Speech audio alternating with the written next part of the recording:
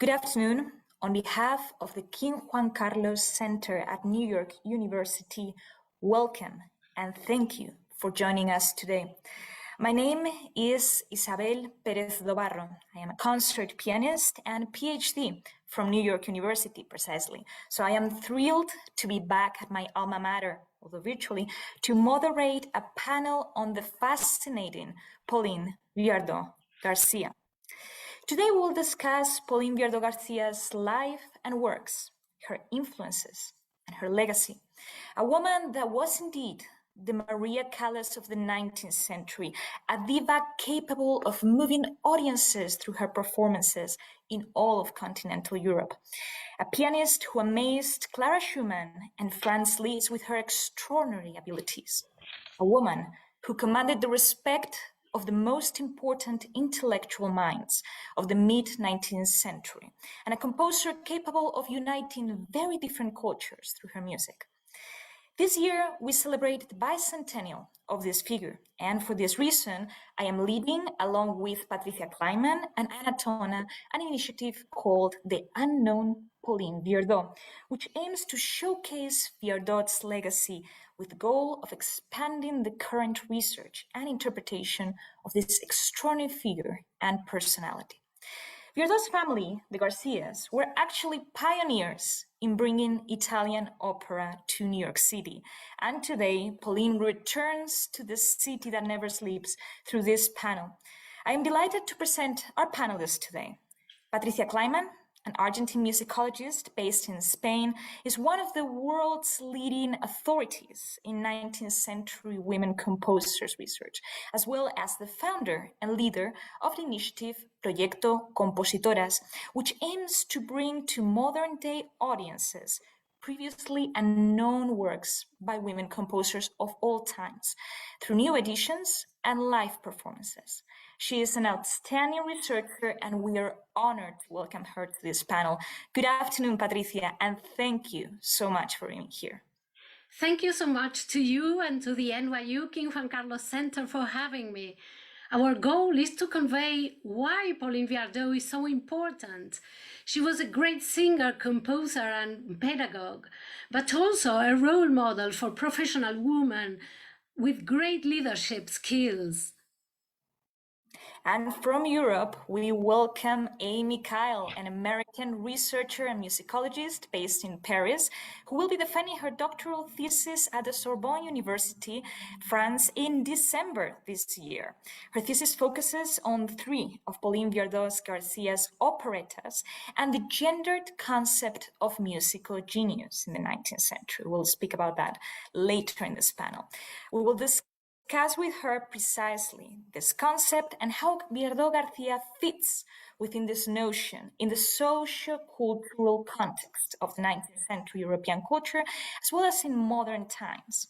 Amy has spoken at multiple conferences and at the Sorbonne TEDx conference on gender inequalities in music history, as well as on female composers, so we are so thrilled that she is with us today. Amy, welcome.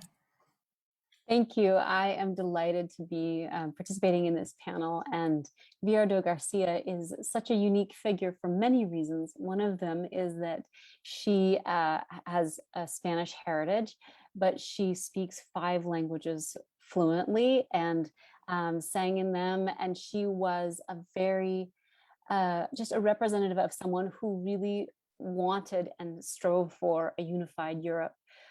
She was indeed a global citizen before that word was a catchphrase. And she was also a feminist before that word was a catchphrase. Though she would never have used it, she lived a life that was very true to her art. And that makes her a fascinating figure, not only from her time, but also just a timeless woman and artist to study. Absolutely. I like very much one of the aspects you mentioned, actually, Amy, which is Pauline Viardot's multiculturalism and how she was able to bring together various music traditions and how she created such a personal musical language, joining all these different styles. Patricia, how would you define such a rich musical output particularly since we are at the King Juan Carlos Center, I would like you to touch upon Viardot-Garcia's Spanish heritage and how it manifests in her life as well as in her compositions. Yeah, well, Pauline Viardot came from a migrant family of Andalusian roots, which as opera artists traveled continuously from one country to another. Like all her family, she was a polyglot. As Amy just said, she spoke Spanish, her native tongue, French, German, Italian, English, and later some Russian. And beside all these languages, she had another first language, that was music. Therefore, she was also a musical polyglot, which means that all these national musical traditions were second nature to her. She could speak, so to say, these compositional languages. She could set poems to music, absorbing the natural accentuations of each language, the prosody, the natural rhythm of all of them, and also the role of the piano in its interaction with the voice. The harmony, the textures, all parameters that differ very much in each national style. The last name Viardot, but which we know her now, is actually her husband's last name. Pauline, throughout her long life, sometimes signed as Pauline Garcia, Pauline Garcia Viardot, Pauline Viardot-Garcia, and mostly Pauline Viardot. So Pauline Viardot-Garcia, as I said, was born to Andalusian parents, and she never forgot her roots. On the contrary, she cultivated them, idealized them, used them as added value, and contributed to this Spanish repertoire with vocal compositions in this language, in addition to those already composed by her sister, Maria Malibran, and her father, Manuel García. So to put the Garcia family in context, her father, Manuel García, was born in Seville, Spain, in 1775, and he was the creator, for example, of the role of the Count Almaviva in Barbero di Siviglia by Rossini, and he had a very successful career as a tenor throughout Europe. And her mother, Joaquina Sitches, was born in 1780, and she was a Spanish soprano. And she was also, and very interestingly, Pauline Viardot's singing teacher after her father's death. So Pauline Viardot kept Spanish as her first language all her life. The Bibliothèque Nationale de France houses letters that show how Pauline and her elder brother Manuel wrote to each other in their parents' language throughout their lives. And there are also letters in Spanish to Pauline from her mother, Joaquina, whom everyone called Mamita, which means mom, as shown, for example, in this letter from Gounod. And Pauline sometimes also wrote in Spanish to her son, Paul Viardot.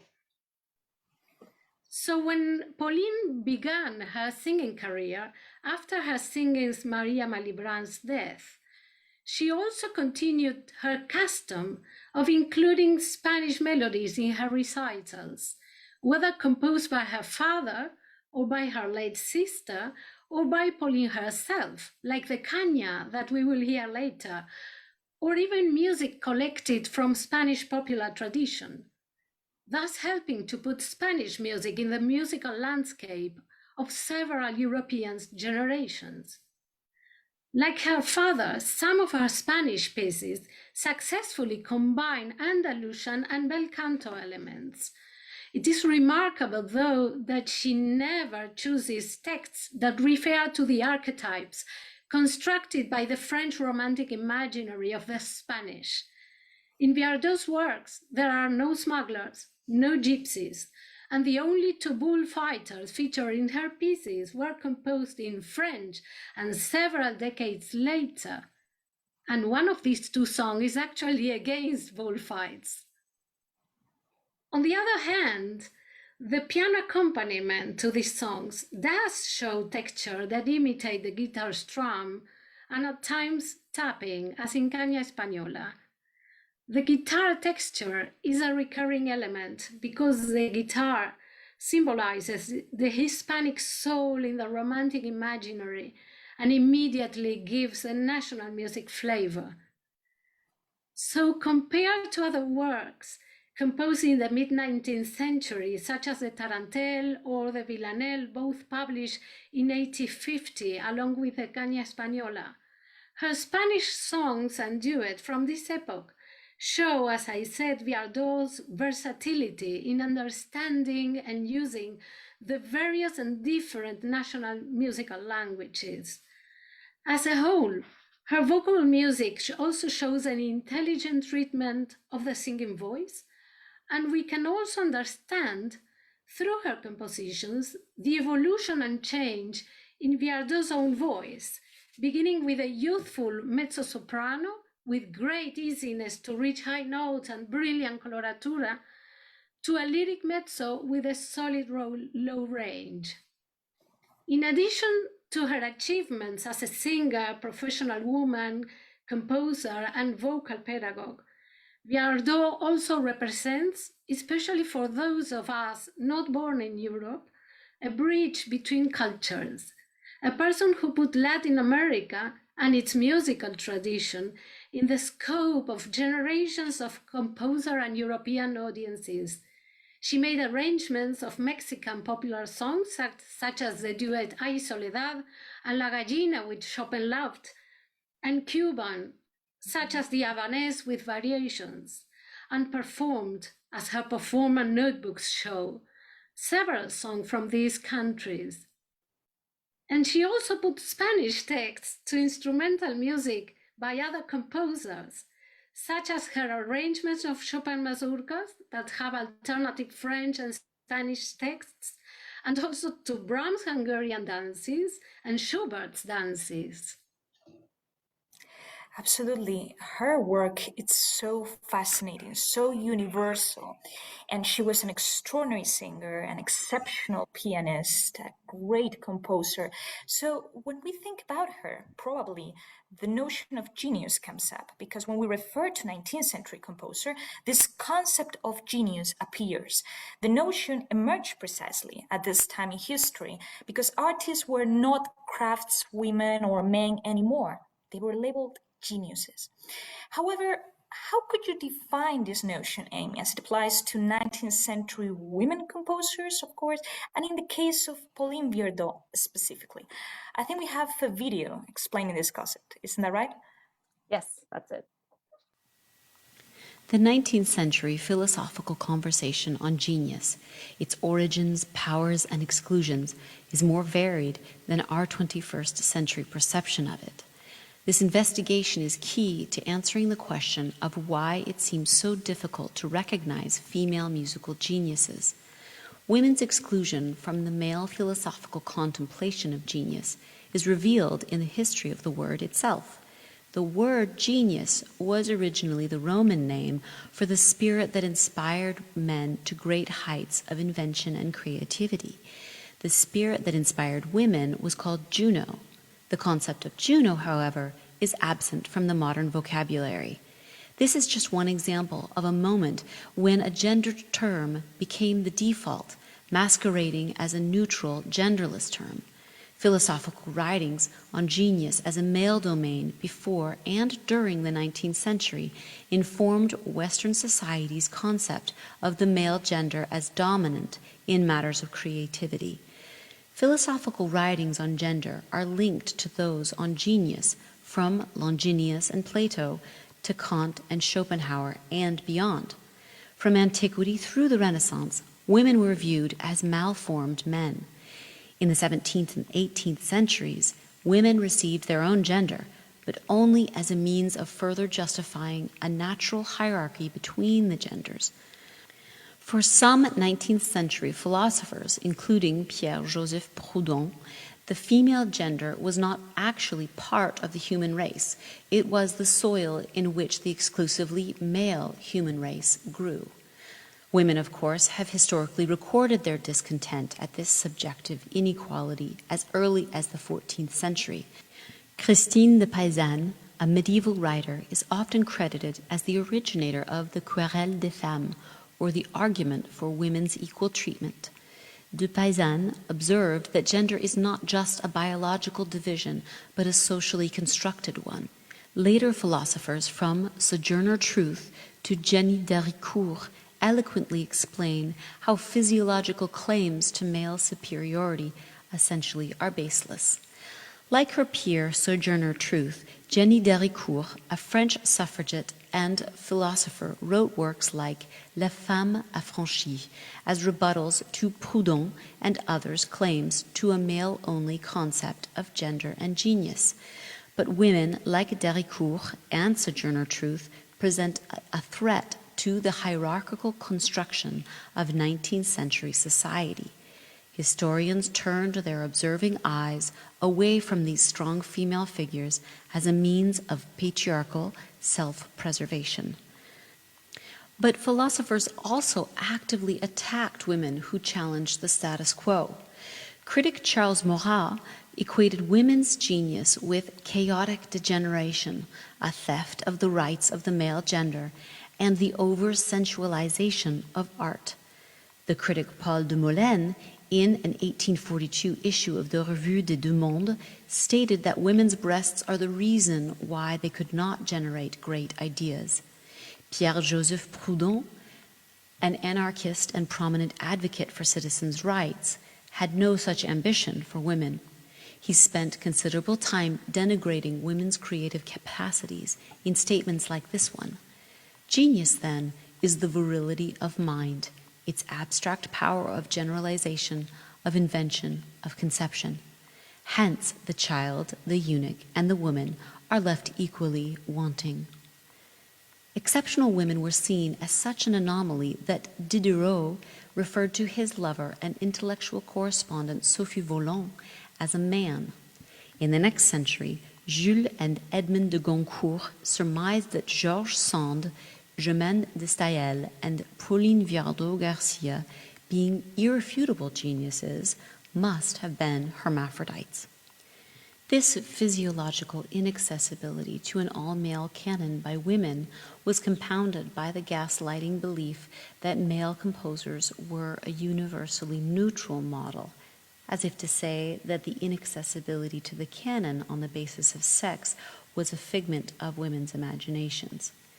In a letter to Julius Reitz, a close friend and fellow musician, Pauline Viardot-Garcia's comments on genius not as a hero, but as a giant who chooses to clothe himself in genius, are an interesting comparison.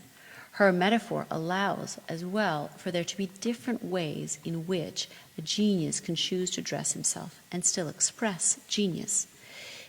Genius is not to be confined within a ready-made mold. It is a giant who cannot don the habillement of a man of ordinary stature. He must be clad, I admit, according to the conventions of our civilization, but it is not indispensable that his costume should follow the prevailing fashion. All the dimensions being different, one may surely leave him the choice of material and form. To begin with, he will not let himself to be clothed otherwise than suits his taste. Unfortunately, 19th century society demanded not that genius dress as they please, but that they physically resemble the dominant race, gender, and class to be considered as such. Newspaper stories and articles were frequently used to reprimand creative women for straying into the public and professional domain of men. More implicitly, they were also reprimanded for the possession of something that was believed to not belong in the female body: genius.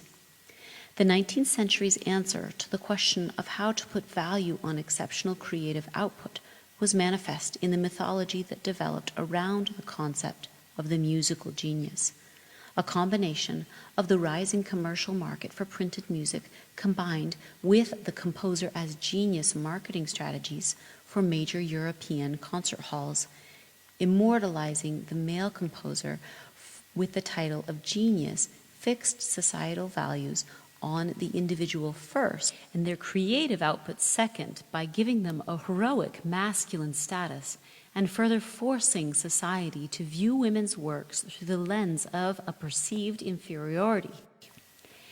In the 19th century, musical genius became a state of being.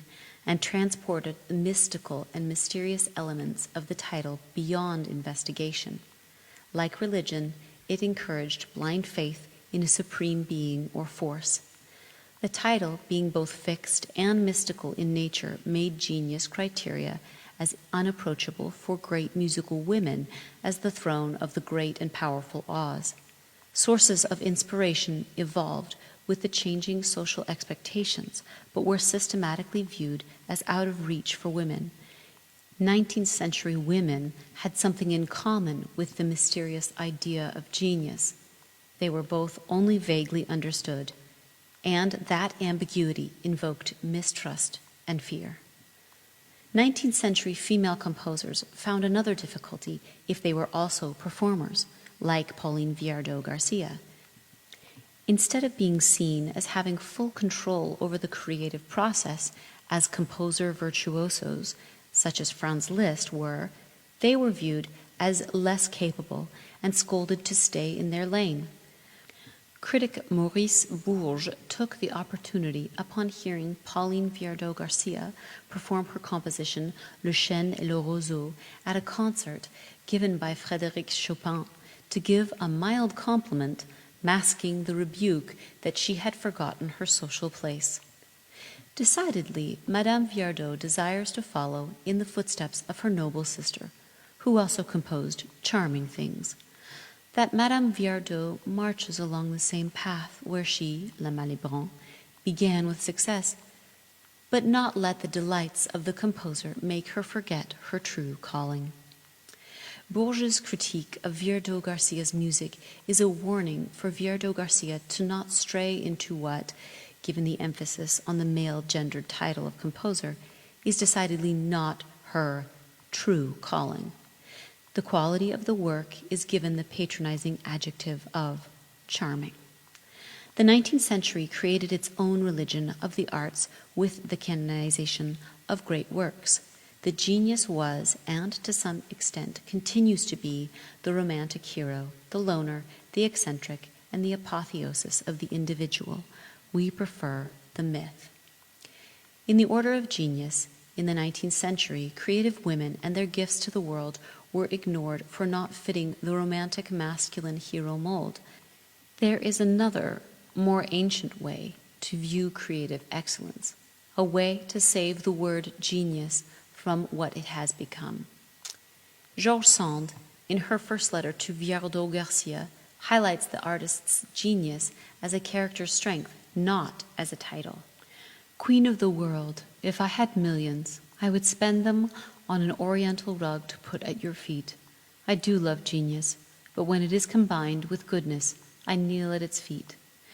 Sand unabashedly expresses her awe of Garcia's musical mastery and identifies genius as a quality and a possibility in her friend.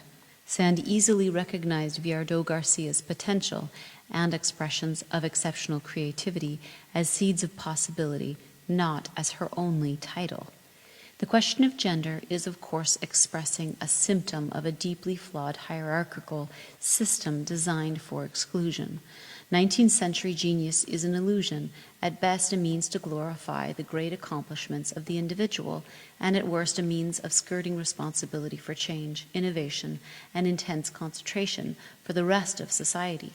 Genius, more than being gendered, becomes synonymous with superhuman, and thus any efforts to look closely at its origins and its workings become akin to trying to peek behind the curtain in our interview with the great and powerful Oz. Viardot-Garcia provides a template for the possession of another kind of genius, one whose wide circle of influence and dedication to collaboration to create great art combines with her own incredible compositions. Not only does the spirit of inspiration flow easily through her, but she takes her responsibility of cultivating artistic talents and genius in her fellow artists seriously. The story of the remarkable people that shape a musical creator to create exceptionally isn't what we generally talk about when we talk about genius.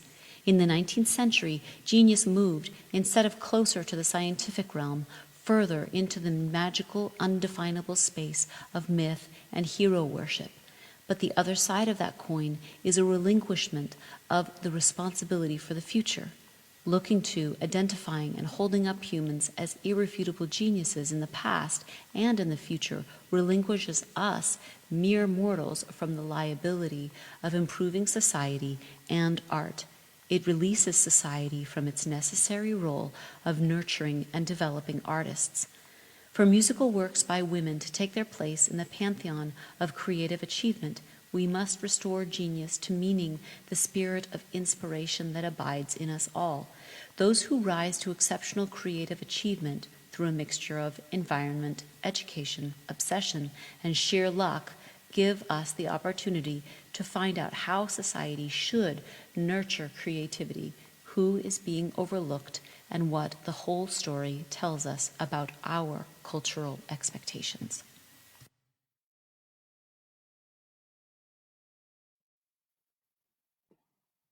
So what I found really fascinating among the many things that you said, and they were all, I think, so pertinent and so fascinating, but there is this concept that this idea of genius provides today still has an influence today, and we will discuss this more later on, and how it influences our view on women composers, and particularly on Viardot.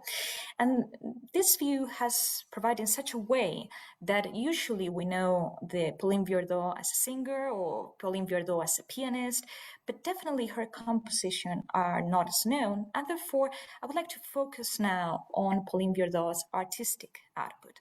So, Patricia, you have researched so many of her manuscripts. In fact, we are very proud to announce that the well-known music editorial house Hildegard Publishing, who specializes in publishing songs by women composers, will publish your edition of Viardot's Spanish songs. So, what is the state of the availability of her works, as well as knowledge about this figure at this time? Yeah, thank you. My edition of the Spanish songs and duets by Pauline Viardot, which Hildegard Publishing will release shortly this month, constitutes, I believe, a novelty in the vocal repertoire available for nowadays singers. These are works of great vocal brilliance, never published before, written by a woman composer, which takes a further step, I think, in including music composed by women in concerts. And as a plus, it's in Spanish, which is a language which is making its way into today's world of classical music, I hope. So as I just said, Viardot never published these works in her lifetime, except for the Caña, and they remain in manuscript form in her notebooks. Nevertheless, all these musical pieces have traces of having been performed, shared, enjoyed, and sometimes even given as a gift to friends and relatives. Hence, it's evident for me that she liked these pieces, which has been one of the reasons for my selection. The manuscripts I used are mainly housed in the Houghton Library at Harvard University. However, I have also used a later version for one of the songs, El Corazón Triste, which is at the Médiathèque Hector Berlioz of the Paris Conservatoire. And this manuscript I used allows us to understand aspects from Viardot performance practice, as she added cadenzas and written out ornaments that are not explicit in the earlier version. These cadenzas were most likely sung by Viardot herself and developed over years of performing the piece, probably by her daughters also, and put in writing in this copy made decades later and dedicated to her son-in-law Duvernois. Even though Viardot loved to write letters and wrote a great deal of them, nowadays there are much more letters surviving, sent to her than sent by her. In these letters, there is unluckily very few traces about the compositional process in her music works. Occasionally, she mentions having sung a work she already composed, but she does not usually reveal the creative process. Regarding Viardot publications, she published many of her compositions beginning in 1843. These are collections in French, in Italian, the latter based on poems compiled by Tigri in Canti Popolari Toscani, in German and in Russian. And when composing in German and in Russian, writer Ivan Turgenev played a key role as editor, translator, and promoter of her compositions. And much of this music was first published in St. Petersburg. Also, during her lifetime, she published her violin and piano works and some of her solo piano works. Regarding the existing recordings of her pieces, her German and Russian songs have already been recorded, as well as her operetta, Le Dernier Sorcier, and of course her greatest hits, such as Hai Luli, Madrid, her opera Cendrillon, and her arrangements, of course, of the Chopin mazurkas. Her violin and piano works have also been recorded, as well as some of her piano pieces. And now, if you allow me, I would like to mention the CD, The Unknown Poliwado, which will be released next October 23rd, and which features previously unpublished music by her in Spanish, English, Italian, and French, covering a broad temporal arch from the 1840s till the end of the century, sung by mezzo Anna Tona, soprano Corinna Feldkamp, and Isabel Dobarro at the piano, which means you. This unpublished music, of which I have made the first editions, helps to argue, or at least to add a different shade, to some of the adjectives that appear sometimes regarding Viardot's music: classicist, conservative, salonière. Instead, some of this unpublished music helps to shed light over unheard aspects of her composing evolution. There are very interesting pieces that show her experimental side, updated with the aesthetic tendencies of the fin de siècle, a cultivated and very open mind that incorporated urban and lowbrow music to her works. And this experimental Viardot appears just when she's almost 70 years old and spans till the end of the century.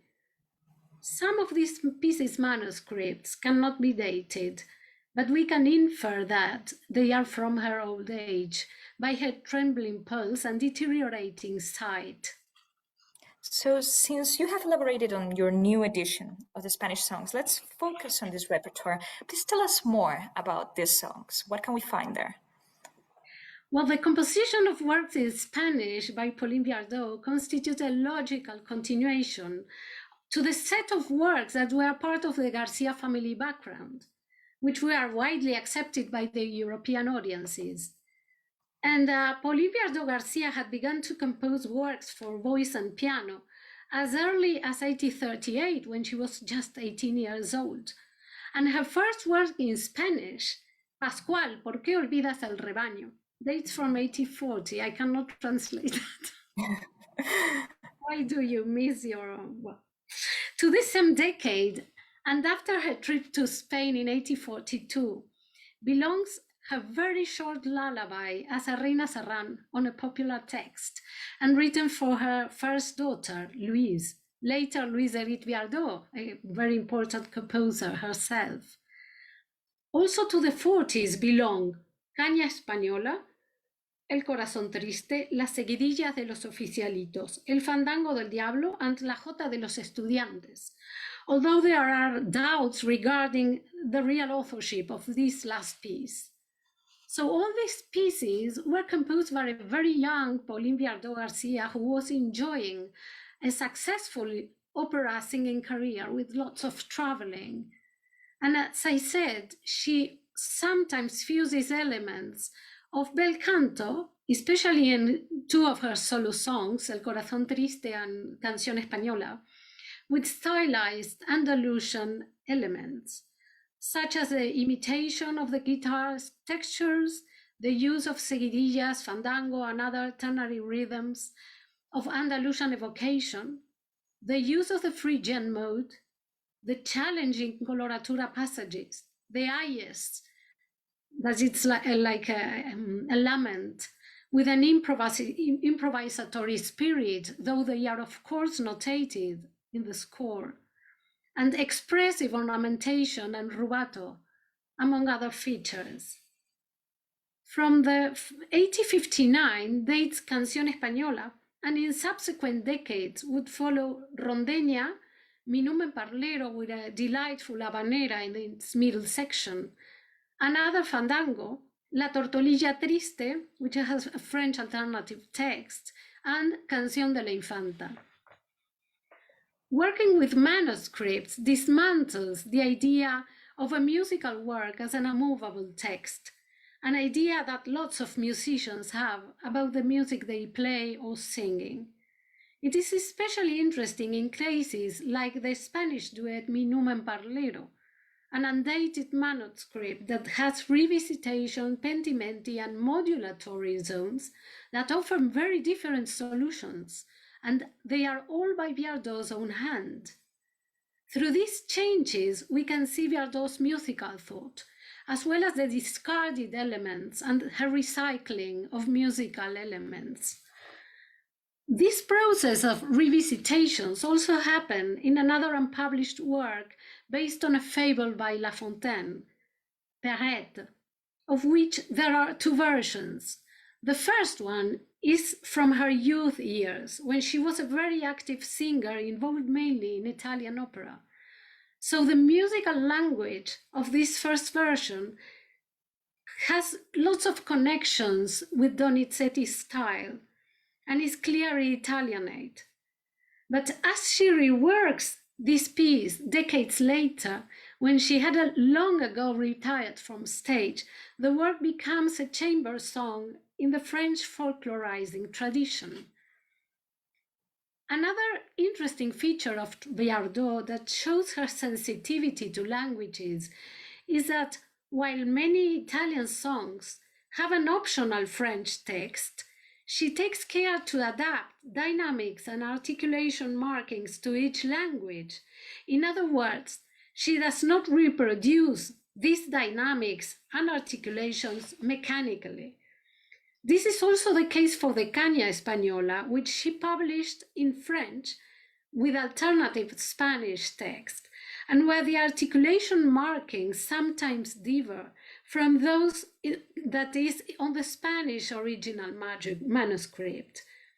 It is significant that this Caña, composed in 1844, is the only Spanish work that Viardot mentions repeatedly in her letters as being sung by her, notably even in 1879, long after retiring from stage.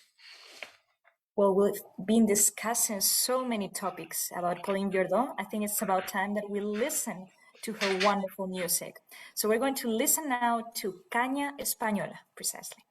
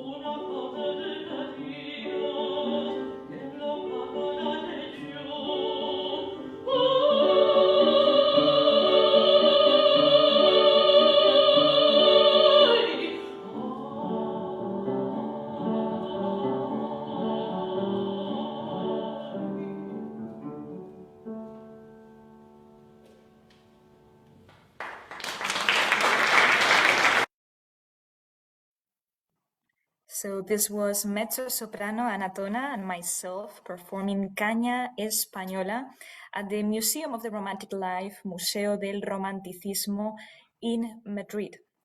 So we discussed these vocal works, these chamber vocal works, let's say. Now we're going to move to the musical theatrical works, which play a very significant role in Viardot's output. Amy, you have studied many of these pieces yourself in depth. What is your opinion on these larger format works, and what role did these operas play, if any, in women's empowerment during the 19th century? Thanks, Isabel. It is fascinating to study her operettas for a few reasons, partly because most of them were written with her often creative partner, Ivan Turgenev. And this pair both believed in strong female leads. So if you know Turgenev's work at all, his work features often strong women and weak men. And these operettas are no exception to that rule, especially starting with the Dernier Sorcier, which has a long, long history. It was started probably right soon after the Turgenev met Viardot. And it features almost a mirror image of the magic flute. So if the magic flute, if we remember the main characters of the magic flute as being this Queen of the Night, and then Sarastro, the Queen of the Night being the mother figure, but also the wicked figure, and then Sarastro being the force for good.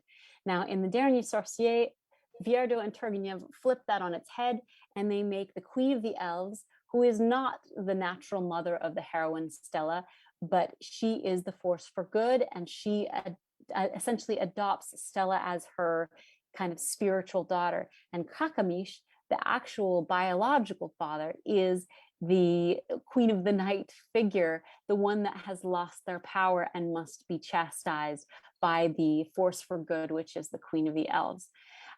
This is a fascinating example, but it is developed even further in her operetta Cendrillon, because Cendrillon was written solely by Viardot-Garcia. She wrote both the libretto and the music, because of course her creative partner had passed away at that time. Turgenev was passed away.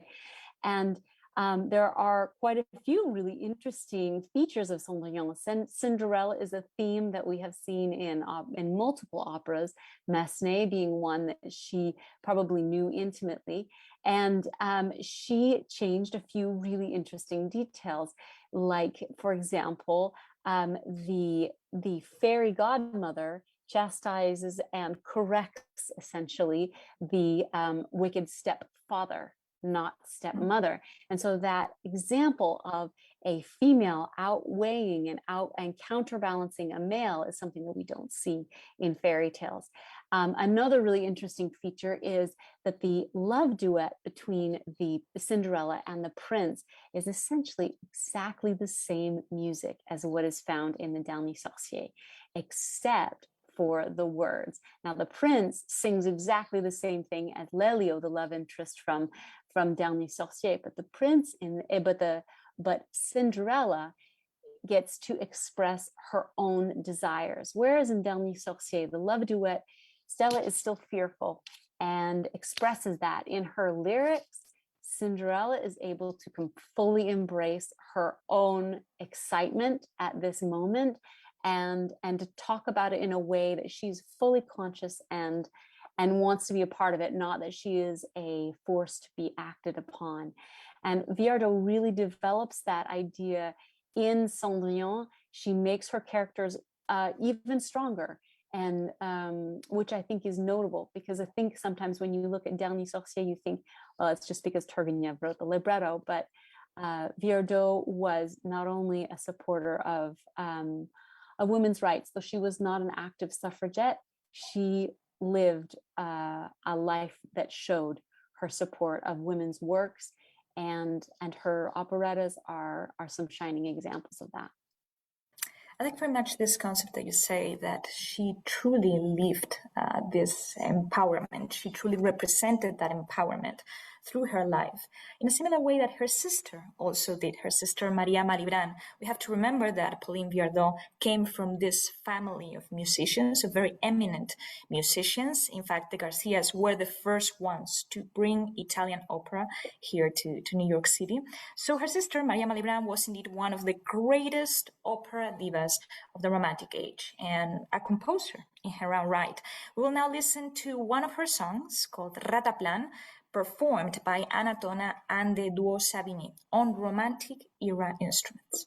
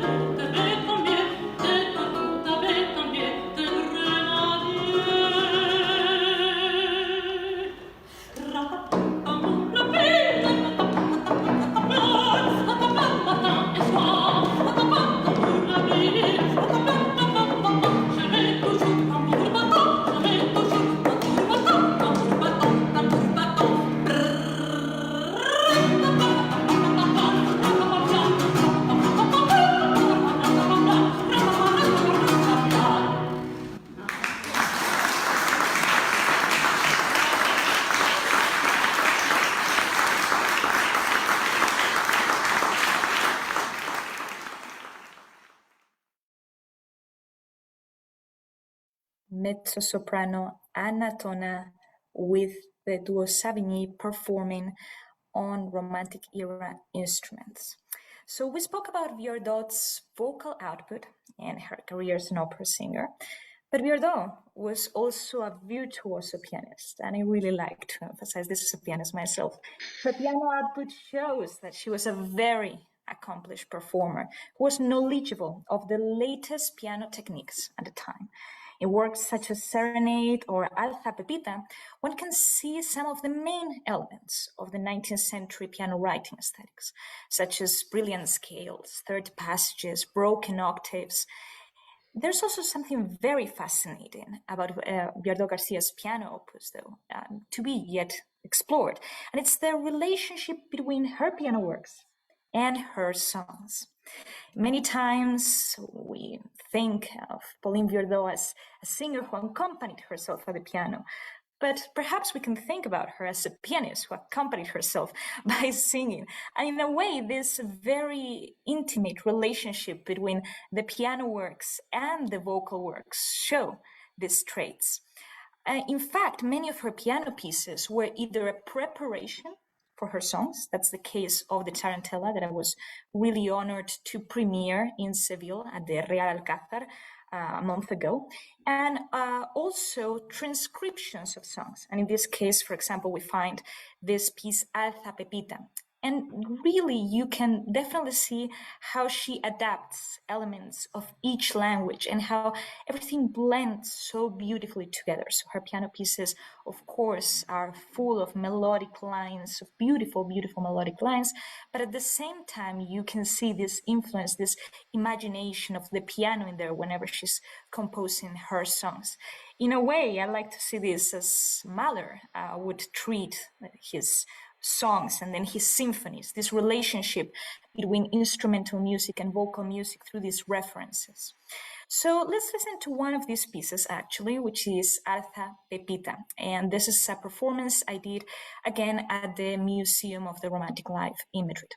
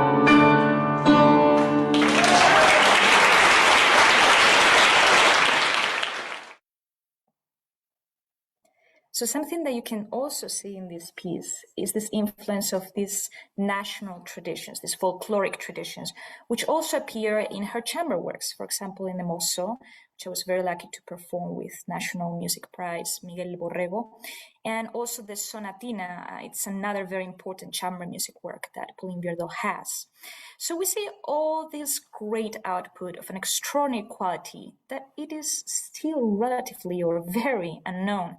So, Patricia, as a musicologist, tell us a bit about the process of rediscovering these works, of finding these unknown pieces. For example, this Artha Pepita that we just listened to. What is the story behind these works, and what is the process of recovery?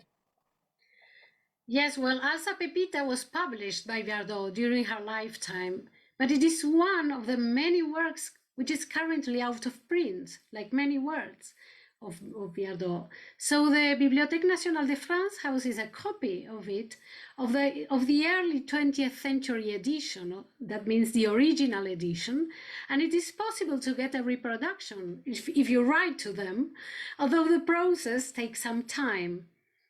The date of composition of this work, when she was 85 years old, shows us a Viardot that is still active in terms of performance, composition, and publication.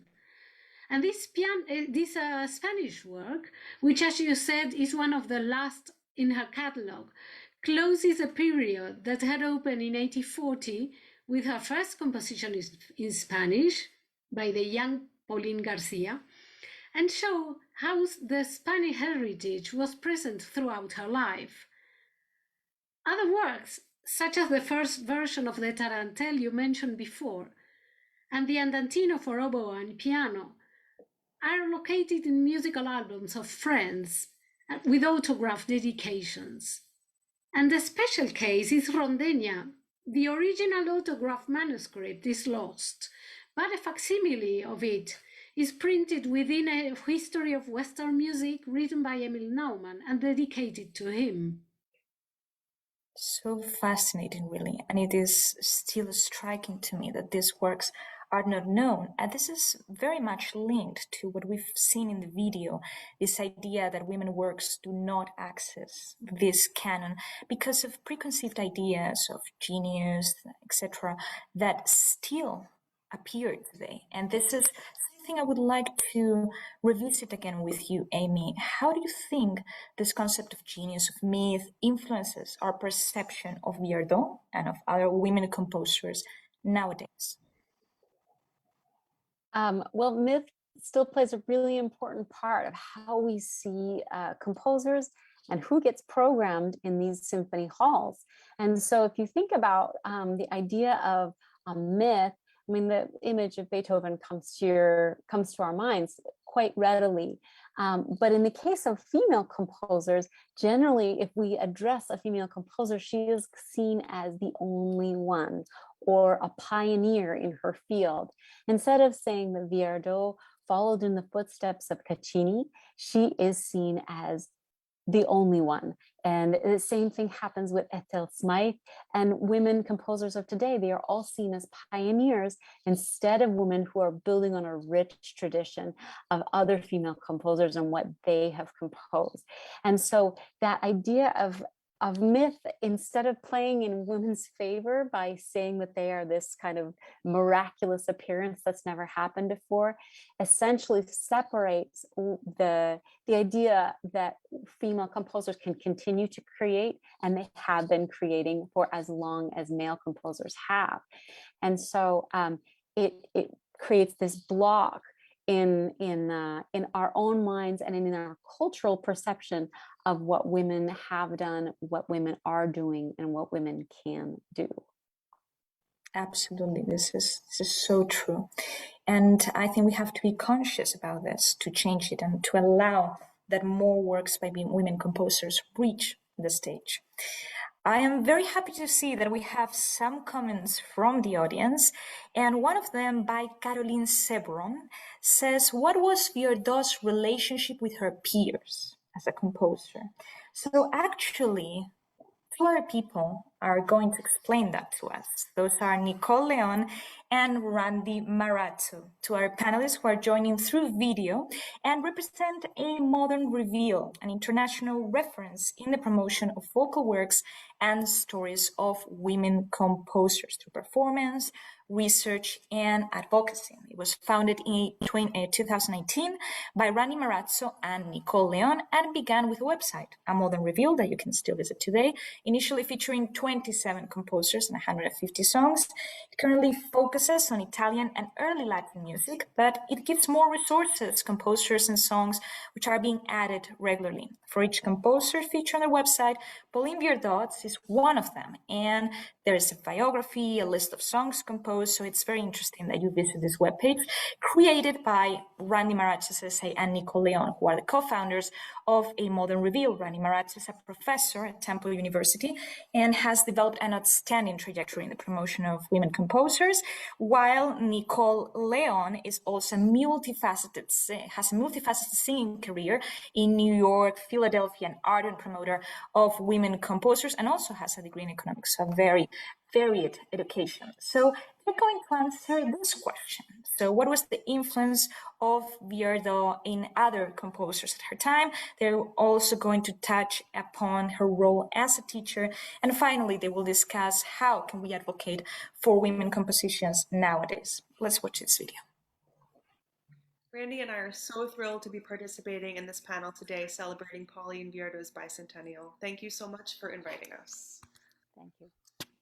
In addition to her own tremendous musicianship, powerhouse voice, and well-known family, some of Viardot's most significant and lasting contributions to the history of music and culture are found through the composers and musicians whose careers she helped develop. Her talent, connections, and her desire to forge lasting relationships with her colleagues helped her establish a reputation defined by capability, musicianship, and professionalism. One of her most significant working relationships was with Camille Saint-Saëns, who often accompanied her and who regarded her very highly. He said, "Viardot was not only a great singer, but a great artist and a living encyclopedia. She knew everything in literature and art. She had a deep understanding of music, kept up with all the most varied trends, and was at the forefront of artistic endeavor."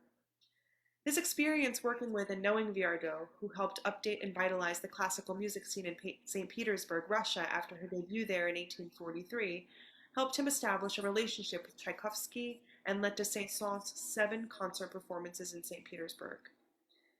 His experience at Viardot's weekly music salons gave him exposure to prominent London musicians. In London, he played for Queen Victoria and was commissioned by the Philharmonic Society to write his 3rd symphony. In addition to writing a great deal about her in his book on music and musicians, Saint-Saëns wrote his opera Samson et Dalila for Viardot. Hector Berlioz and Pauline Viardot had a more intimate friendship, which began with Berlioz's frequent visits to Viardot's weekly salons. She premiered the orchestrated version of La Captive and became one of Berlioz's close confidants, both personally and professionally. Viardot served as a sort of therapist for Berlioz, counseling him about his marriage and allowing him to confide his most intimate thoughts and worries to her. Berlioz's most significant professional collaboration with Viardot was through the revival of Gluck's opera Orphée. He was approached to update the title role, formerly written for both castrato and tenor, to suit Viardot's mezzo-soprano. This collaboration helped cement Viardot and Berlioz's deep friendship. Throughout the process of updating the opera, Berlioz made every effort to make adaptations to suit Viardot. He regarded her so highly that he called her one of the greatest artists in the past and present history of music. Over time, however, his respect and love for her morphed into jealousy and disdain, both because of her relationships with her other male friends, namely Ivan Turgenev, and her extreme success. The threat of Viardot's greater popularity and professional triumphs was too great for Berlioz to accept, but her influence on him remains clear. Viardot was first introduced to Charles Gounod on her honeymoon in Rome when she was only 19. Nearly 10 years later, they had the opportunity to meet again at Viardot's home in Paris. At this point in Viardot's career, she was so famous throughout Europe that she was often approached about meeting talented young musicians with the hope that she would appreciate their skills enough to propel their careers forward using her connections.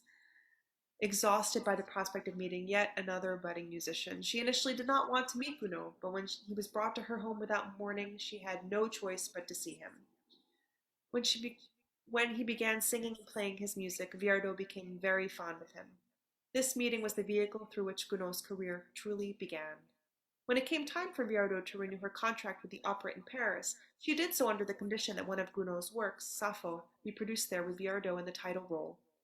Gounod referred to Viardot as the godmother of his career. Had she not provided the pathway for his first opera to be written and premiered, his works may never have been performed in public. Several other prominent composers wrote for Viardot and dedicated their works to her. In 1873, Viardot premiered the title role in Jules Massenet's oratorio Marie Magdalene.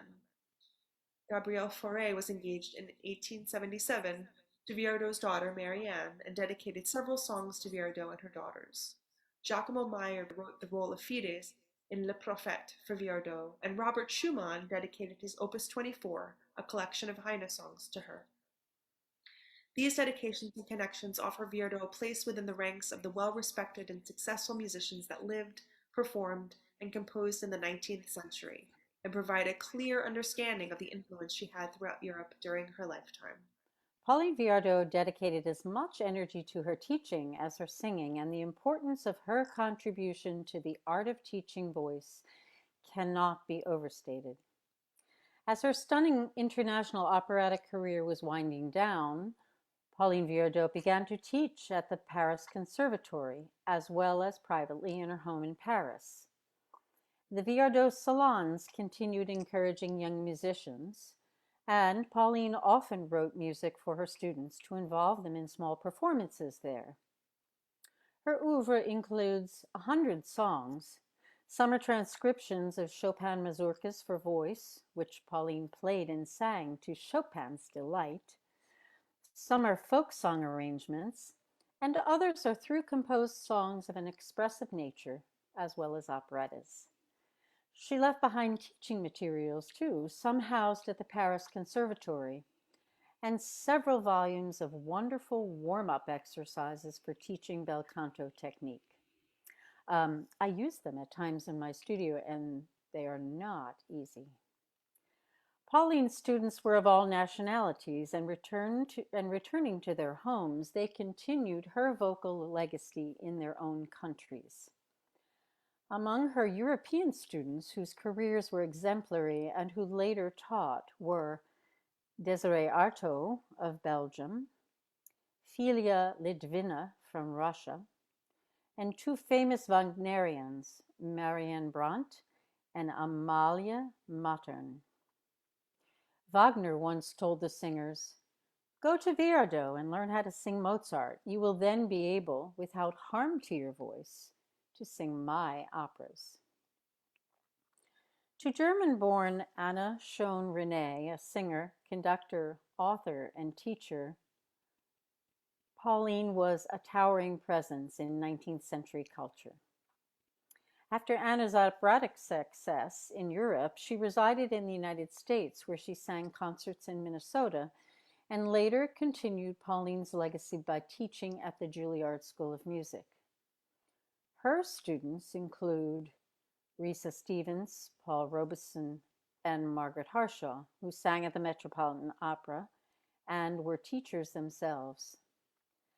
Anna lovingly described her teacher's face as, and I quote, "markedly Spanish in type. She was beautiful with her white hair, the harmonious expression of her face, the look of the heavily shaded eyes, her most impressive and expressive feature, and the little smile around the left side of her mouth, which was her way of showing approval.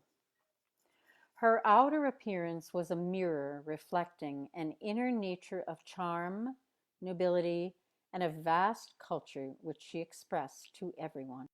Pauline Viardot is a role model, particularly for young women.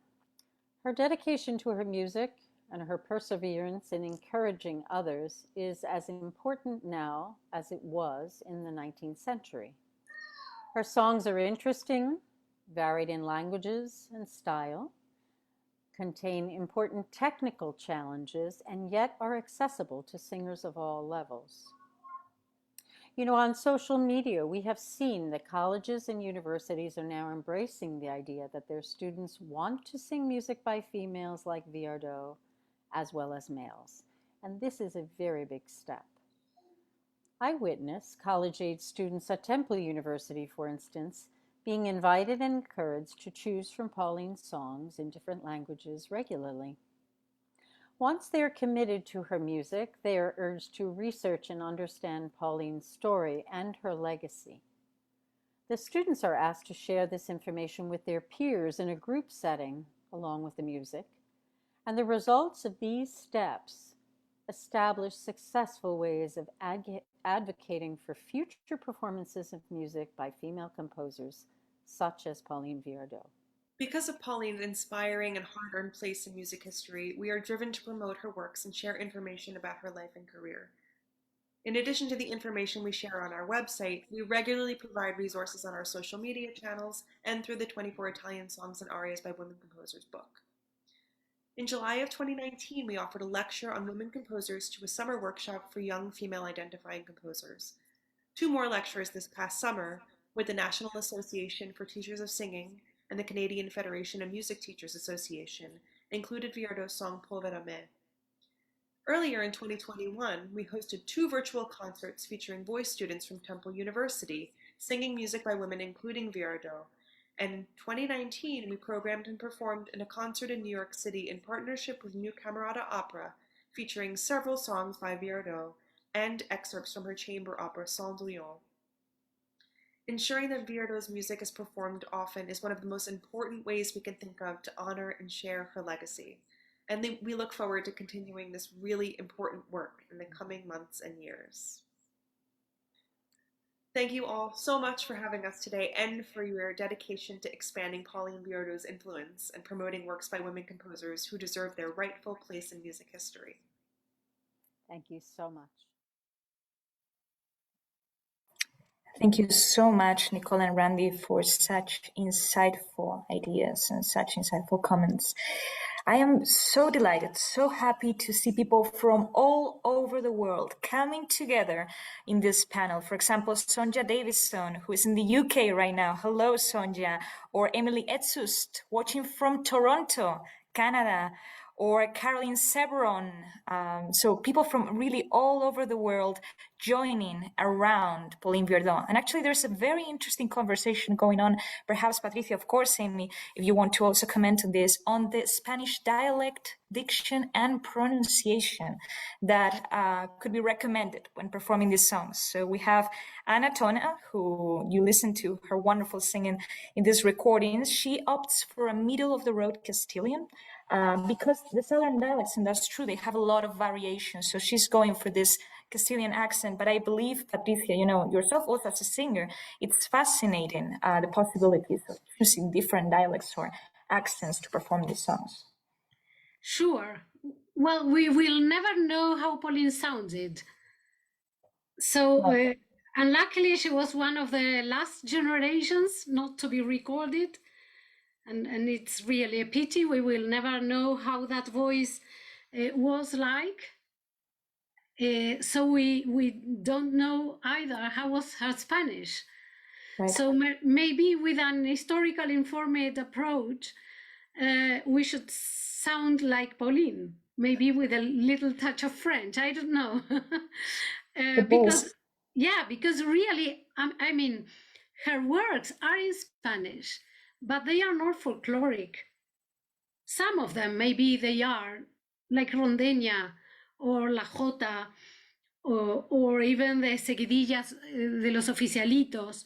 But definitely, Canción Española and El Corazón Triste, her 2 solo songs along with the Caña, are very much stylized things. So they are in Spanish, they have some Andalusian roots, but they are not folklorical works.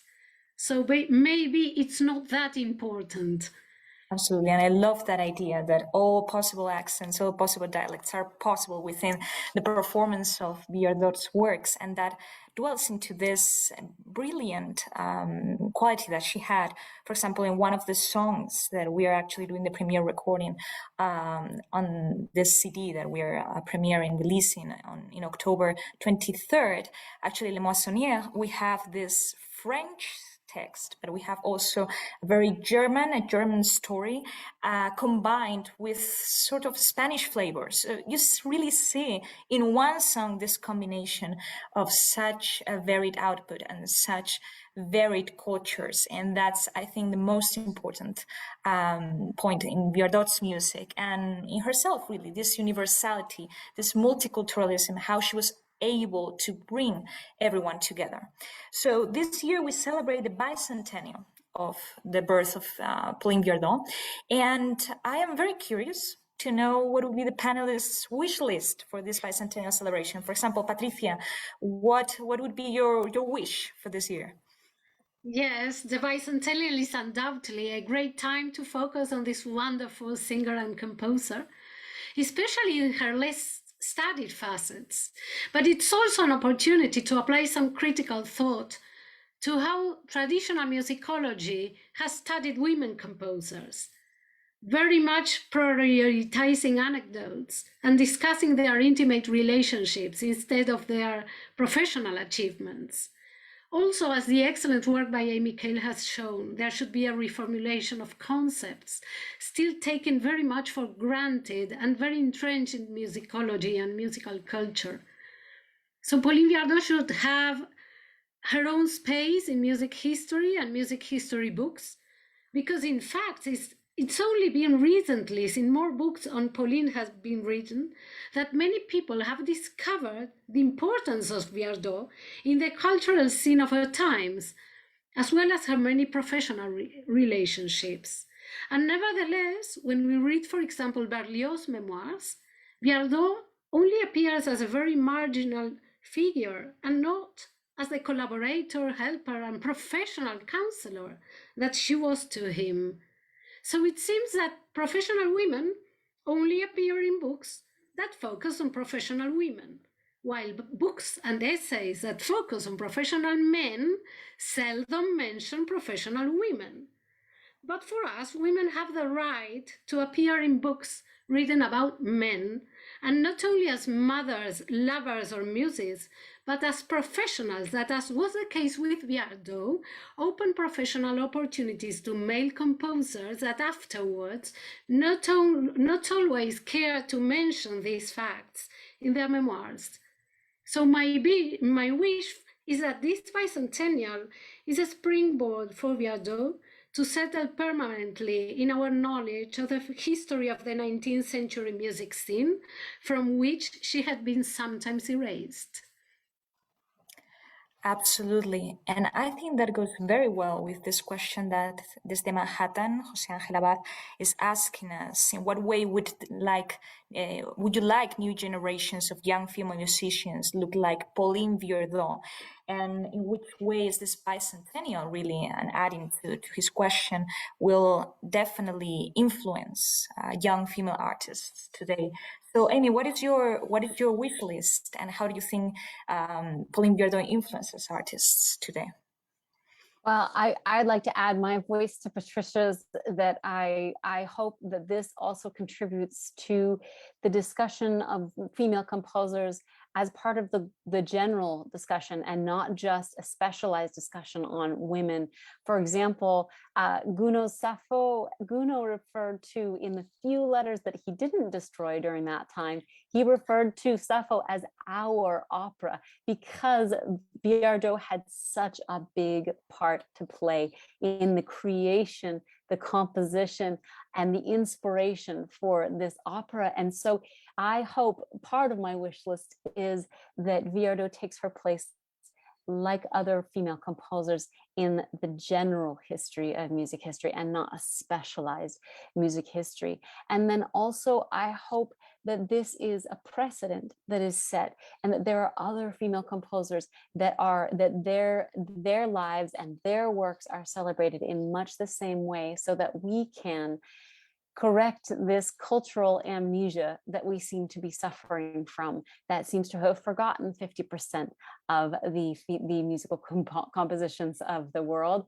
50% of the population that created music and made glorious compositions.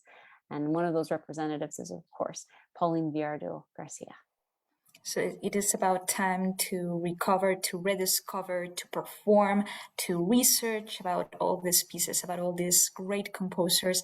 And as you both said, this bicentennial should be a present for this kind of investigations and works, and for bringing more and more women's music to the stage. So with these hopeful words, we bring our event to a close.